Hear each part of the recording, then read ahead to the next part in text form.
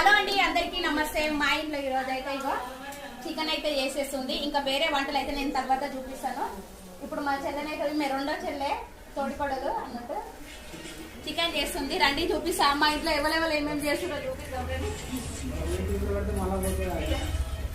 మా మామయ్య హాయ్ చెప్పు. మా మామయ్య ఇక మా చిన్నత్తమ్మ ఊరు నుండి అయితే వచ్చింది. హాయ్ చెప్పు చిన్నత్తమ్మ.